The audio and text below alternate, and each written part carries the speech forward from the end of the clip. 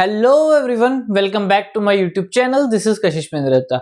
आज से हम डायनेमिक प्रोग्रामिंग के क्वेश्चंस करेंगे। ठीक है, तो पहला क्वेश्चन है हमारा परफेक्ट स्क्वायर्स। ठीक है, तो ये हम करेंगे इन लीनियर डीपी में। ठीक है, लीनियर डीपी में क्या होता है हमारे पास कि हमारे पास एक ही वेरिएबल होता है जिसपे आंसर डिपेंड करता है। ठीक है, तो हम इसे सिंपल फॉर्म में ऐसे कह सकते हैं, answer equals to some function of some variable n. ठीक है, तो हमारा इस फॉर्म में आंसर मिलेगा हमें। ठीक है, और क्या है कि इसके जो सब पार्ट्स हैं वो ओवरलैपिंग कंडीशंस होंगी कि जैसे मतलब फंक्शन ऑफ एन है, उधर से मेरा रिलेशन बन रहा है function of n minus one, इधर से function of n minus two. ठीक है, तो इधर क्या है कि फिर दोबारा से मेरे को function of n minus two calculate करना पड़ेगा। तो ये चीज मेरी दो बार आ रही है या दो से ज्यादा बार, तो ये ओवरलैपिंग सम कंडीशंस होगी। ठीक है, और क्या है कि हमारा एक ही वेरिएबल होगा। ठीक है, तो वो होती है लीनियर डीपी। तो उसकी प्रॉब्लम्स हम करेंगे। ठीक है, हमारे पहले टॉपिक में।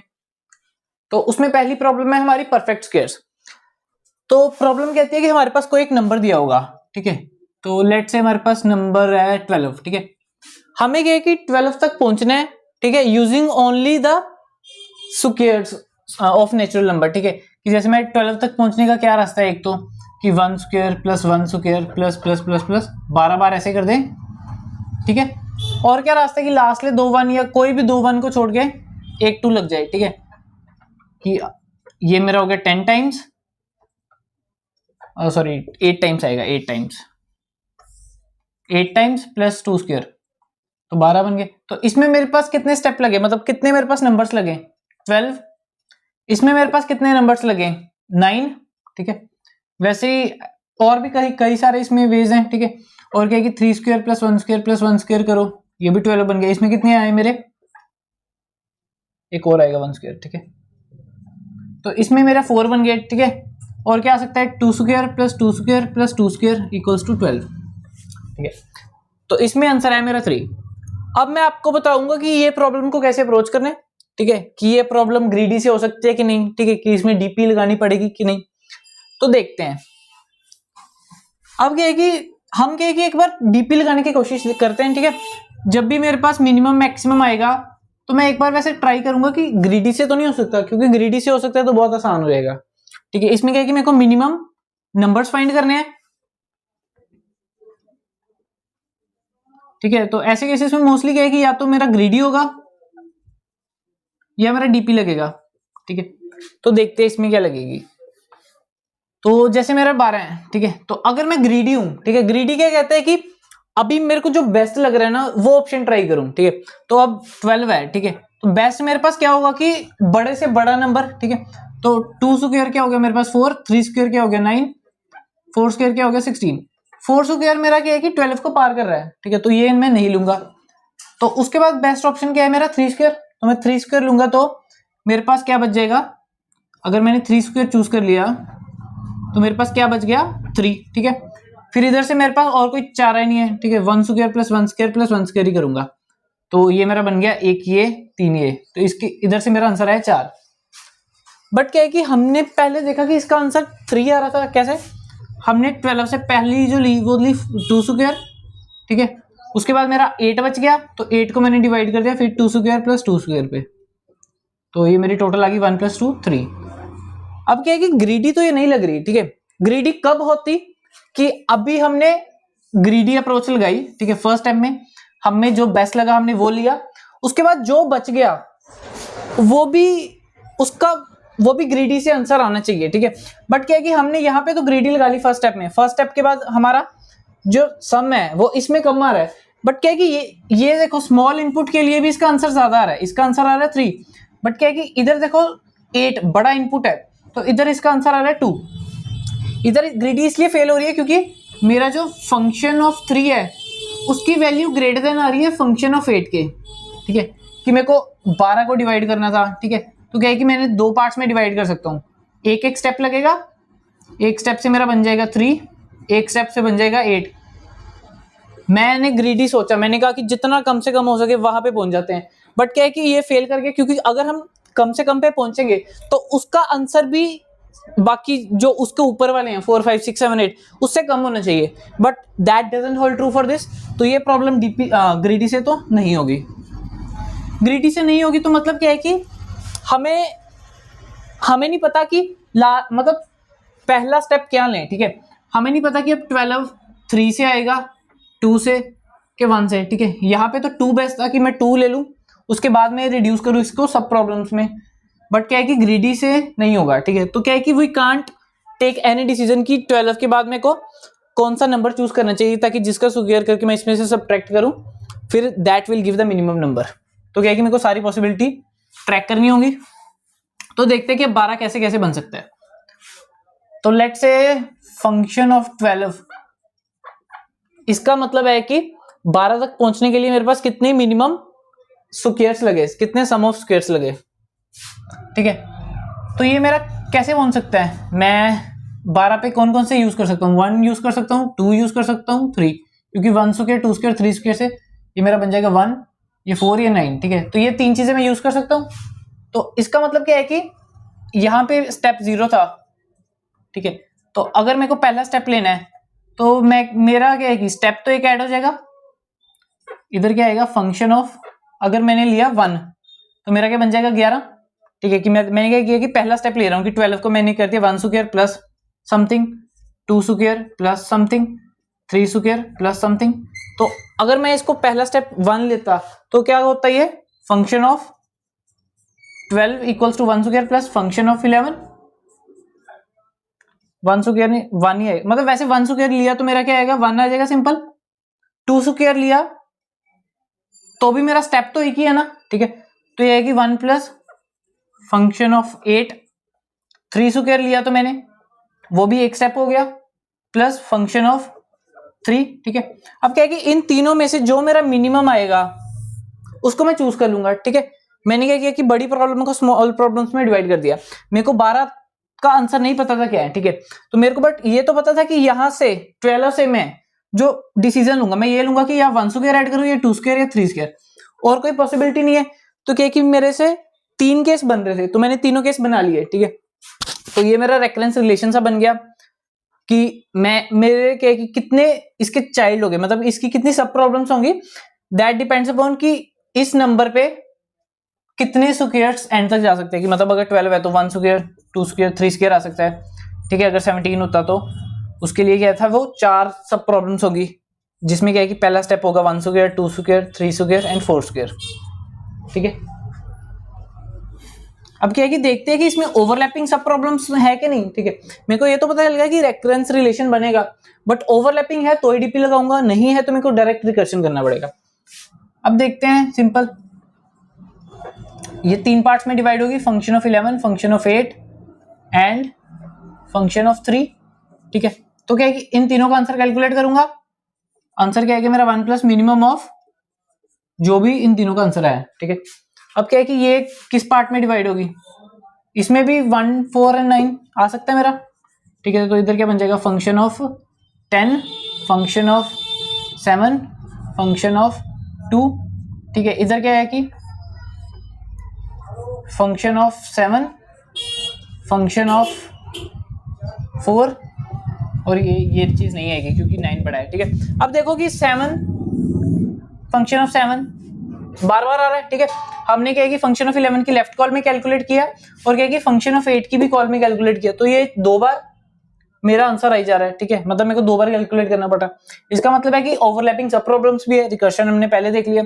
अब क्या है कि इसके नीचे ये सिर्फ इतना नहीं है, इसके नीचे कुछ भी होगा तो वो सारा ट्री हमें दोबारा कैलकुलेट करना पड़ता है, ठीक है। तो इसलिए क्या है कि हम इसे स्टोर करेंगे ताकि ये वैल्यूज हम पहले से स्टोर कर ले, ताकि बार बार मेरे को कैलकुलेट ना करनी पड़े। अब हम रेकरेंस रिलेशन लिख लेते हैं, ठीक है। मेरे को पता है ओवरलैपिंग सब प्रॉब्लम भी है, रिकर्शन हमने पहले देख लिया था। तो रिकर्शन हमने कैसे निकाला था, जो मेरा फंक्शन ऑफ n था, ठीक है, n can be any number, वो क्या आता था मेरा 1 प्लस मिनिमम ऑफ स्टेप, अभी क्या ले सकते थे हम n पे पॉसिबल, ठीक है। 1 plus minimum of n minus step, मतलब कोई भी ले लो, स्टेप ऑफ i कह दो हम, ठीक है। तो या इधर हम ऐसे कह सकते थे n माइनस j इंटू जे, ठीक है, where j is equals to 1 से लेके such that j square is less than equals to n, ठीक है। जे हम 1 से स्टार्ट करेंगे, ठीक है। अगर 1 लिया तो क्या हो गया 1 plus minimum of n minus 1, अगर 2 लिया तो 1 माइनस n माइनस 4 हो गया, ठीक है। तो मेरा ये रिलेशन बन गया, ठीक है, फंक्शन ऑफ n को इन टर्म्स ऑफ इट्स की स्मॉल यूनिट्स, ठीक है। अब बेस कंडीशन देखते हैं, ठीक है। बेस कंडीशन इसकी क्या होगी, बेस कंडीशन स्मॉलेस्ट इनपुट डाल के देखते हैं इसमें कि क्या हो सकती है, ठीक है। अब क्या है कि अगर मेरा n की वैल्यू 0 होती, ठीक है, तो मेरा क्या आंसर आता, मेरे को 0 पे पहुंचना है, मेरे को 0 सम करना है, ठीक है। तो मेरे को कोई भी नंबर लेने की जरूरत ही नहीं है, ठीक है, 0 तो ऑलरेडी 0 ही है, ठीक है। तो 0 का आंसर आएगा 0, 1 का मेरा क्या आंसर आएगा, ठीक है। नेगेटिव मेरा आ ही नहीं सकता, ठीक है, n इक्वल्स टू -1 होता तो वो आ नहीं सकता, क्योंकि हम 1 का स्क्वायर 2 का स्क्वायर कुछ भी कर दें, ठीक है, तो ये तो पॉजिटिव क्वांटिटी बनेगी, तो -1 तो आ ही नहीं सकता, तो स्मॉलेस्ट पॉसिबल बन गया 0, ठीक है। तो एक तो होगी 0 बेस कंडीशन। अब हम देखेंगे कोई और बेस कंडीशन हो सकती है क्या। अब 1 है, 1 0 से डिराइव हो सकती है, ठीक है। 1 को हम ऐसे लिख सकते हैं 1 इक्वल्स टू, हम इसको ऐसे लिख सकते हैं ना, function of 1 equals to 1 plus minimum of function of 1 minus 1 and function of 1 minus 4, but ये एलिजिबल नहीं है, ठीक है। तो क्या है कि इसमें एक ही टर्म आएगी, इसका मतलब क्या है कि 1 प्लस फंक्शन ऑफ 0, ठीक है। मतलब क्या है कि 1 भी मेरी 0 से बन सकती है, तो फंक्शन ऑफ 0 0 है, तो 1 का आंसर 1 आ जाएगा। तो मतलब क्या है कि 1 मेरी 0 से बन सकती है, तो एक ही बेस कंडीशन होगी इस केस में।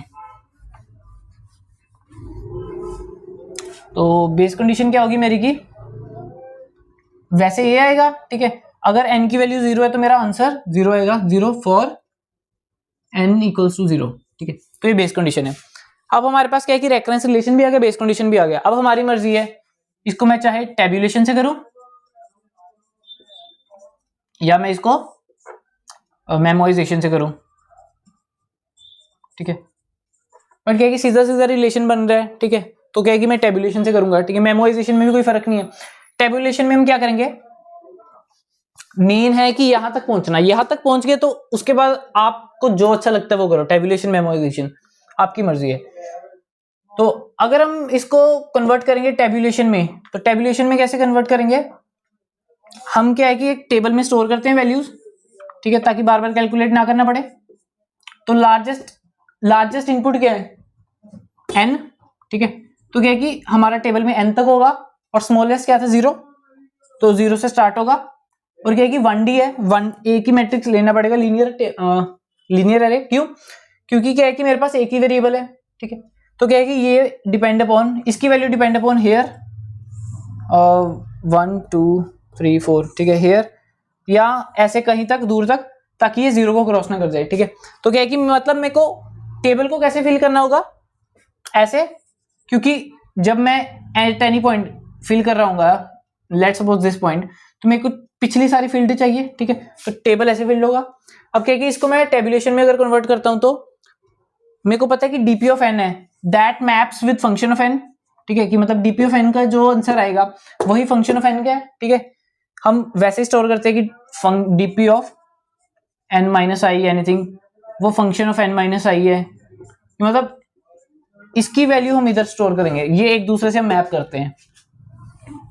तो जब हम ये करेंगे तो ये हमारा डीपी कैसे, डीपी का रिलेशन क्या बन जाएगा, तो डीपी ऑफ एन है ना, तो हम जनरलाइज करते हैं, तो एन की जगह लिख दिया हमने आई, ठीक है। डीपी ऑफ आई हो गया मेरा 1 plus minimum of I minus J into J, यहाँ पे डीपी लिख देंगे, ठीक है। Minimum of 1 DP of I minus J into जे, ठीक है। फॉर ये किसके लिए, जे की कंडीशन है start from 0 and end with when j into j is less than equals to n, ठीक है, कि मेरे को ये चीज तो ग्रेटर देन 0 ही रखनी है। और क्या है कि 0 फॉर एन इक्वल्स टू 0, ठीक है। अब मेमोराइजेशन में क्या करते हैं, हम बेस कंडीशन ऐसे लिख देंगे, ठीक है, कि if n equals to 0, return 0, ठीक है। टेबुलेशन में क्या है कि ये हमें चीज पहले फिल करनी होती है, ठीक है, ताकि हम बॉटम अप जा सकें, ठीक है। तो क्या है कि मेरे को बेस कंडीशन है, बेस कंडीशन में फिल कर दूंगा कैसे, dp ऑफ 0 इक्वल्स टू 0, ठीक है। तो इधर मैंने 0 फिल किया, फिर मैं स्टार्ट करूंगा 1 से लेके एंड तक, पहले 1 की वैल्यू फिल करूंगा, फिर 2 की, फिर 3 की, फिर 4 की, जब तक मैं n तक नहीं पहुंच सकता, ठीक है, क्योंकि मेरे को पहुंचना क्या है n तक। तो अगर मैं n तक पहुंच गया तो मैं डी पे n कैलकुलेट कर लूंगा, which will denote function of n, तो मैं वो रिटर्न कर दूंगा। तो हमारे पास ये था रिलेशन। इसको लूप की फॉर्म में हम कैसे लिखेंगे, सबसे पहले हमें क्या करेंगे, dp ऑफ 0 को 0 कर देंगे, ठीक है। dp ऑफ n प्लस 1 का हमने डिक्लेयर किया हुआ है, ठीक है। तो dp ऑफ 0 को 0 कर दिया, फिर क्या है कि dp ऑफ i कैलकुलेट कर रहे हैं ना, तो dp of i means at any point हमें n तक जाना था, तो स्टार्ट 1 से करेंगे। तो पहली लूप बन जाएगी for i equals to 1, i is less than equals to n, i plus plus, हम less than equals to n लिख रहे हैं क्योंकि हमें n की भी वैल्यू फाइंड करनी है, ठीक है। तो इसके बीच में हम क्या करेंगे, यही चीज लिख देंगे। इसके बीच में हमें क्या है कि एक और लूप लगानी पड़ेगी, क्यों, क्योंकि क्या है कि इसके बीच में हमारी वैल्यू कैलकुलेट होगी dp ऑफ i, ठीक है। और क्या है कि हर एक वैल्यू कैलकुलेट करने के लिए मेरे को उसकी प्रीवियस वैल्यूज पे देखना होगा, ठीक है। तो उसके लिए मैं एक और लूप लगाऊंगा उसके देखने के लिए कि उसके पीछे कौन कौन सी वैल्यूज हैं जहां से ये आंसर आ सकता है मेरा। तो वो मैं लेट्स से डिनोट कर रहा हूँ j से, फॉर j इक्वल्स टू 1, 1 से स्टार्ट होगा, क्योंकि अगर मैं 4 पे हूं तो 4 से मैं 3 पे जा सकता हूँ, 0 पे जा सकता हूँ, ठीक है। 4 से मैं दोबारा 4 पे नहीं आऊंगा, ठीक है, क्योंकि वो फिर इनफाइनाइट लूप चल जाएगी। For j equals to 1, j कब तक चलानी मेरे को, जब तक j का square less than equals to n नहीं है, i नहीं है,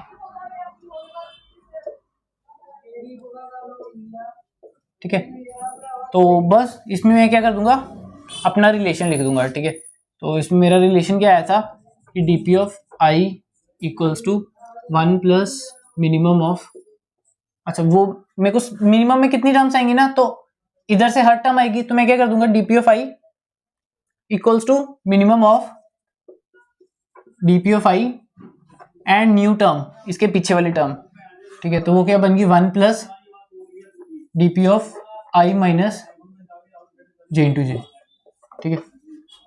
तो ये मेरा रिलेशन बन गया। ये क्या करेगा, यहाँ पे है तो ये सबसे पहले क्या करेगा, पिछली से देखेगा, कंपेयर करेगा, अगर वो वैल्यू छोटी है तो वो फिल कर देगा, फिर उसको कोई और छोटी मिली तो वो फिल कर दिया, ठीक है।